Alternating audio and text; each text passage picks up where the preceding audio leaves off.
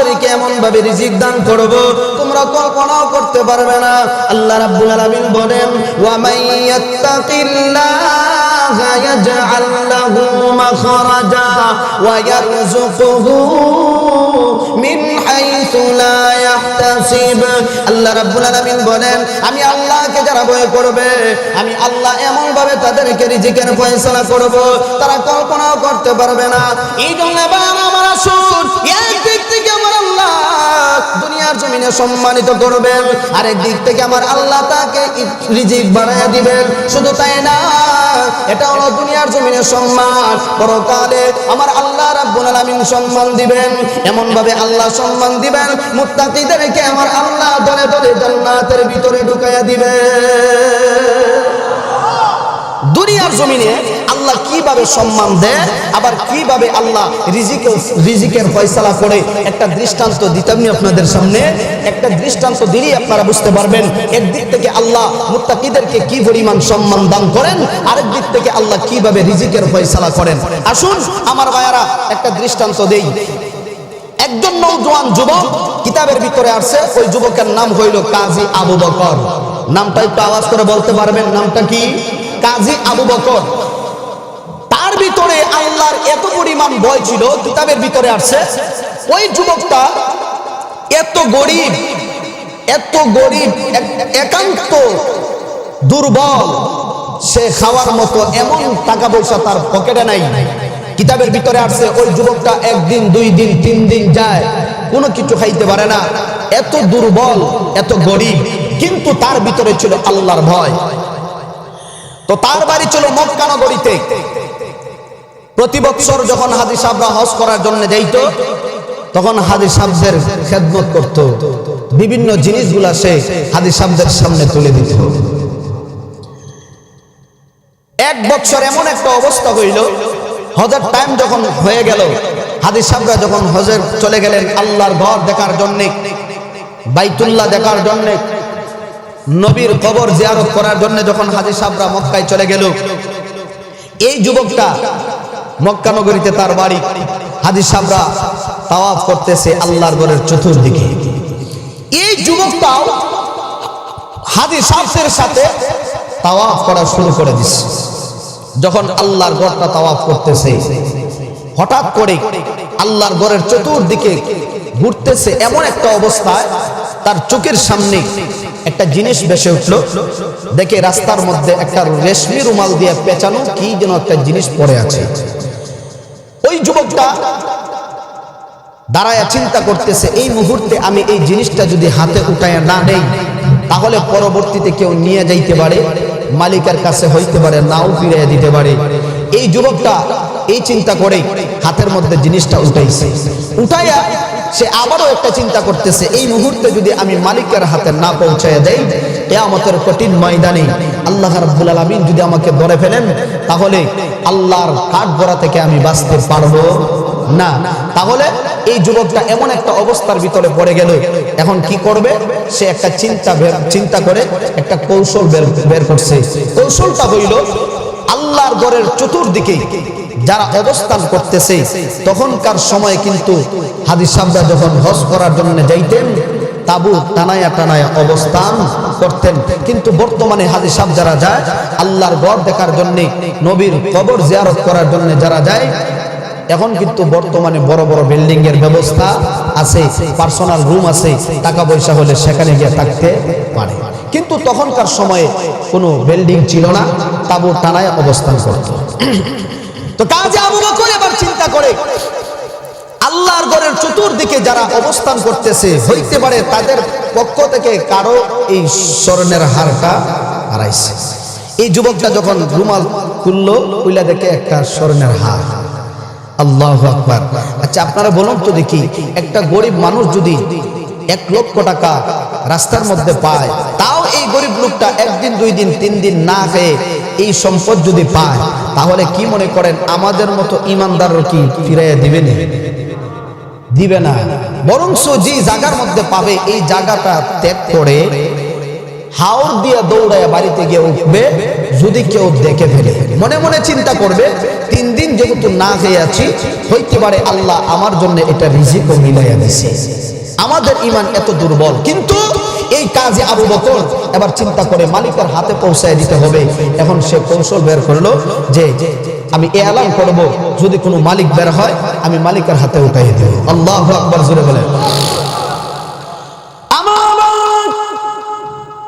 এবার কাজে আবু বকর আল্লাহর ঘরের চতুর্দিকে যে সমস্ত করতেছিল সমস্ত হাদিস সাহেবদের তাবুর সামনে গিয়ে এলান করে, আছেন কোন হাদিস সাহেব, কারো যদি কোনো স্বর্ণের হার হারায় থাকে, আমি যুবককে বলেন আমি আপনার হাতে স্বর্ণের হার উঠিয়ে দিব। আমার ভাইয়েরা, এবার কাজে আবু বকর 1 দিন 2 দিন 3 দিন চলে গেল, কোনো মালিক খুঁজে পাইল না। 4th দিন একজন মুরব্বী হাজী সাহেব যুবকের সামনে এসে দাঁড়ায় গেল আর বলতেছে, ওরে যুবক, আমি শুনেছি তুমি নাকি স্বর্ণের একটা হার পেয়েছো। ওরে যুবক, এই স্বর্ণের হারের মালিক হইলাম আমি। যে মূর্তি কথা বলেছে, মুহূর্তের ভিতরে কাজী আবু বকর বলেন, যদি এই স্বর্ণের মালিক যদি আপনি হয়ে থাকেন তাহলে প্রমাণ দেন, উপযুক্ত দলিল দিতে পারলে আপনার জিনিসটা আপনার হাতে উঠাইয়া দিব। কিন্তু মুহূর্তের ভিতরে হাজী সাহেব যখন দলিল দিল, প্রমাণ দেওয়ার পরে এবার ওই কাজী আবু বকর ওই মুরব্বী হাজী সাহেবের হাতে স্বর্ণের হার উঠাইয়া দিয়েছে। জোরে বলেন না আল্লাহু আকবার, আর একটু আওয়াজ করে বলেন আল্লাহু আকবার। যেই মুহূর্তে হাজী সাহেবের হাতে স্বর্ণের হার উঠাইয়া দিয়েছে, মুহূর্তের ভিতরে এবার হাজী সাহেব খুশি হইয়া পকেট থেকে স্বর্ণের একটা টাকা যুবকের হাতে উঠাইয়া দিয়েছে। যেই মুহূর্তে হাতে উঠাইয়া দিল, এবার যুবক ডাক দিয়ে বলে, ও চাচা, এই মুহূর্তে আমি আপনার কাছ থেকে কোনো বিনিময় গ্রহণ করতে পারবো না। কেন পারবো না জানেননি? আমি আপনার একটু উপকার করার কারণে আপনি আমাকে বিনিময় দিয়ে দিলেন, কিন্তু না, এই বিনিময়ে আপনার কাছ থেকে নেব না। বিনিময় যদি দিতে হয়, বিনিময়টা দিবেন কে? আর একটু মহব্বতে আওয়াজ করে বলেন, বিনিময় দিবেন কে? ও চাচা, আপনার কাছ থেকে কোনো বিনিময় নিতে চাই না, বিনিময়ে একমাত্র আমার আল্লাহ দিবেন। অতএব এই মুহূর্তে আপনি শুধুমাত্র একটা কাজ করতে পারেন, চাচা গো, আপনি আমার জন্য দোয়া করতে পারেন। আপনার কাছে দোয়া চাইয়া আমি এই মুহূর্তে এখান থেকে বিদায় হতে চাই। এবার কাজী আবু বকর মুরব্বির কাছ থেকে বিদায় নিয়ে চলে গেল। কি কামের ভেতরে আসছে ওই কাজী আবু বকর অনেক দিন পরে তার কয়েকজন সাথীদেরকে নিয়ে নদী পথে রওনা হয়েছে, কোথাও যেন যাবে। মুহূর্তের ভিতরে যখন নদী পথে রওনা হয়ে গেল, নদীর মধ্যখানে যাওয়ার পরে এমনিতে এমন একটা প্রবল বাতাস শুরু হয়ে গেল। এত বাতাস, এই বাতাসের কবলের মধ্যে পড়ে তারা যেই নৌকার ভিতরে আরোহী অবস্থায় ছিল, এই নৌকাটা পানির নিচে চলে গেল। পানির নিচে চলে যাওয়ার পরে কাজী আবু বকর ছাড়া তার যে সমস্ত বন্ধুরা ছিল সকলেই পানিতে ডুবে মারা গেল। কিন্তু এবার কাজী আবু বকর যখন বেঁচে গেলেন, এবার বেঁচে যাওয়ার পরে এবার নদীর একটা কর্নারে উনি দাঁড়ায় চিন্তা করে, এই মুহূর্তে আমি কি করব? এমনি তাকায় দেখে চতুর্দিকে শুধু জঙ্গল আর জঙ্গল দেখা যায়, আর কোনো কিছু দেখা যায় না। এবার কাজী আবু বকর চিন্তা করে, আমি কোথায় যাব, কার কাছে যাব? এখন এই মুহূর্তে আমাকে কে সাহায্য করবে? কিন্তু ভাইয়ারা আমার, আল্লাহ রাব্বুল আলামিন তো আগেই ওয়াদা করেছে, যারা আমি আল্লাহকে ভয় করবে আমি আল্লাহ তাদের রাস্তা বের করে দিব। মুহূর্তের ভিতরে কাজী আবু বকর একটু সামনের দিকে আগাইলো। এমনিতে আগায় দেখে একটা জঙ্গলের ভিতর থেকে ছোট্ট একটা রাস্তা বের হয়ে গেছে। ওই রাস্তা দিয়ে এমন কাজী আবু বকর যখন সামনের দিকে আগাইতে লাগলো, আগাইতে আগাইতে অনেক দূর যাওয়ার পরে তাকায় দেখে আরো অনেক দূর দূরে, আরো অনেক দূরে মসজিদের একটা মিনারা দেখা যায়। ওই মসজিদের মিনারার দিকে বড় করে করে কাজী আবু বকর চলে গেল। মসজিদের পাশে যখন চলে গেল, এবার মসজিদে ঢোকার আগে সুন্দর করে ওযু বানাইয়া পাক পবিত্র হইয়া এবার কাজী আবু বকর আল্লাহর মসজিদের ভিতরে ঢুকে গেল। আমার যে মুহূর্তে আল্লাহর ঘর মসজিদের ভিতরে ঢুকে গেল, এবার ঢুকিয়া আল্লাহ শুকর আদায় করে আর 2 রাকাত নামাজ আদায় করেছে। এবার নামাজ আদায় করে আল্লাহর কোরআন থেকে সমুদ্র কণ্ঠে কোরআন তেলাওয়াত আরম্ভ করে দিয়েছে। আমার বারা যে মুহূর্তে কাজী আবু বকর সমুদূর কণ্ঠে যখন তেলাওয়াত করে, কিতাবের ভিতরে আছে কাজী আবু বকর একদিক থেকে ছিল হাফেজ কোরআন, কোরআনের হাফিজ হওয়ার কারণে তার তেলাওয়াত ছিল বড় সুন্দর। শুধু তাই না, এই কাজী আবু বকর যখন তেলাওয়াত করে তার কণ্ঠ ছিল বড় সুন্দর। এই সুমধুর কণ্ঠের তেলাওয়াত আমার আল্লাহ রাব্বুল আলামিন কুদরতি ভাবে মসজিদের আশেপাশের বাড়িগুলিতে আওয়াজটা পৌঁছে দিয়েছে। আমার ভাইরা লক্ষ্য করে দেখুন, কাজী আবু বকর যে মুহূর্তে তেলাওয়াত করতেছে, এই তেলাওয়াতের আওয়াজটা যখন পৌঁছে গেল মুহূর্তের ভিতরে মসজিদের আশেপাশে যে সমস্ত বাড়িঘর আছে, সমস্ত বাড়িঘর থেকে মুরব্বীরা যুবকেরা সকলেই পাগলের মতো দৌড়াইয়া মসজিদে আসতেছে আর প্রশ্ন করে, কে গো এত সুন্দর কোরআন থেকে তেলাওয়াত করে, তার তেলাওয়াত আমাদেরকে শুনতে হবে। শুধু তাই না, আমাদের সমাজের ভিতরে এত সুন্দর কোরআন তেলাওয়াত কেউ করতে পারে না। কে এত সুন্দর তেলাওয়াত করি, ওই লোকটাকে দেখতে হবে, এই লোকটাকে আমরা দেখতে হবে। মুহূর্তের ভিতরে মুরব্বীরা যখন উপস্থিত হয়ে গেল, যুবকেরা যখন চলে গেল, মুহূর্তের ভিতরে মানুষের সমাগম যখন বেশি হয়ে গেল, মুহূর্তের ভিতরে কাজী আবু বকর মুহূর্তের ভিতরে পায়ের আওয়াজের কারণে, বিরাবিরের আওয়াজের কারণে তেলাওয়াত বন্ধ করে দিয়েছে। তেলাওয়াত বন্ধ করার পরে এবার মুরব্বীরা প্রশ্ন করে, বাবা রে তোমার বাড়ি কোথায়? এত সুন্দর করে তুমি কোরআন তেলাওয়াত করতেছিলা, কোথায় থেকে আমাদের এই মহল্লার মধ্যে তুমি আসলা? ওরে যুবক, আমাদের এই মহল্লায় এত সুন্দর কেউ কোরআন তেলাওয়াত করতে পারে নাই, অতএব আমরা জানতে চাই তোমার বাড়ি কোথায়? মুহূর্তের ভিতরে যুবক বলে, চাচা গো আমার বাড়ি হলো মক্কায়, আমি আমার সাথীদেরকে নিয়ে নদী পথ রওনা হয়েছিলাম কোথাও যাওয়ার জন্য। মুহূর্তের ভিতরে বাতাসের কবলের মধ্যে পড়ে নৌকা যখন পানির নিচে চলে গেল, আমার সাথী বর্গ যারা ছিল সকলেই পানিতে ডুবে মারা গেছে।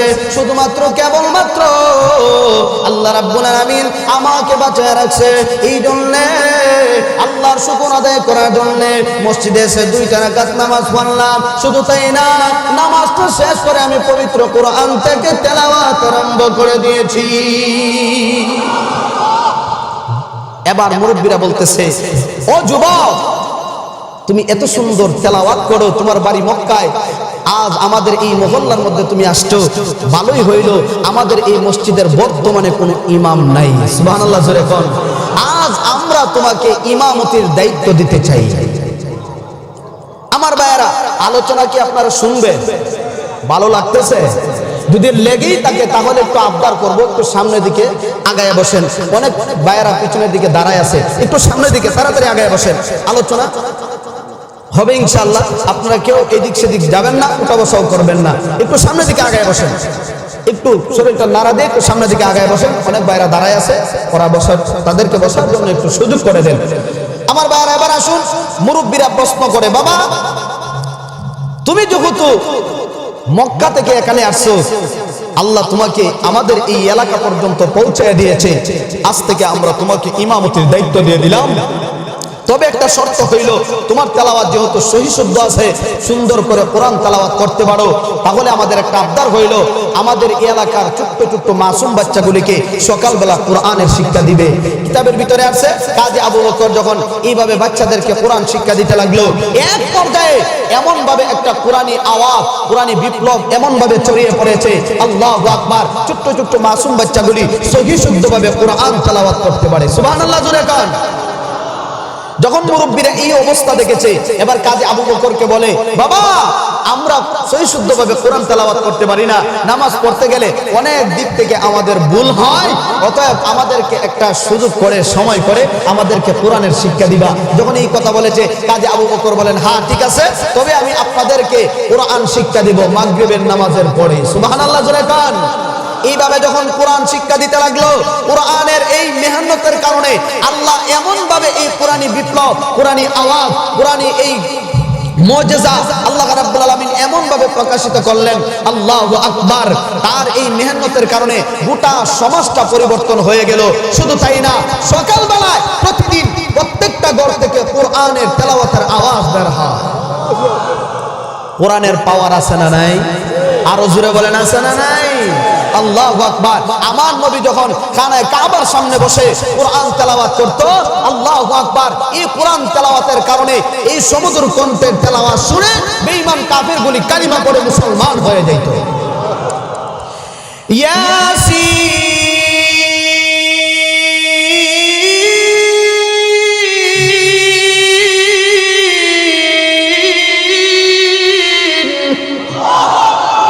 ওয়াল কুরআনিল হাকীম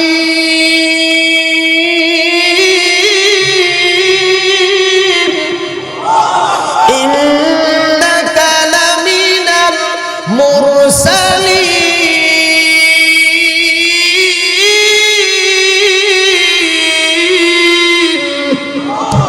যখন আমার নবী সমুদ্র কণ্ঠের তেলাওয়াত করতেন, এই তেলাওয়াতের আওয়াজে সমুদ্র কণ্ঠের তেলাওয়াত শুনে, নবীর জবানের তেলাওয়াত শুনে বেঈমান কাফেরগুলি কালিমা পড়ে মুসলমান হয়ে যেত। তাহলে কোরআনের পাওয়ার আছে না নাই? আমার ভাইয়েরা, এবার কাজী আবু বকর যখন এইভাবে কোরআনের মেহনত করতে লাগলো, আল্লাহু আকবার, গোটা সমাজটা পরিবর্তন হয়ে গেল। প্রত্যেকটা ঘর থেকে কোরআনের আওয়াজ বের হয়। একদিন মুরব্বীরা প্রশ্ন করে, বাবা তুমি কি বিয়া শাদী করছো? কাজী আবু বকর বলেন, চাচা আমি বড় দুর্বল, আমি বড় গরিব মানুষ, আমার মাও নাই বাবাও নাই, অতএব আমি বিয়া শাদী করি নাই। মুরব্বীরা বলতেছে, যদি বিয়া শাদী না করো আমরা তোমাকে বিবাহ করাই।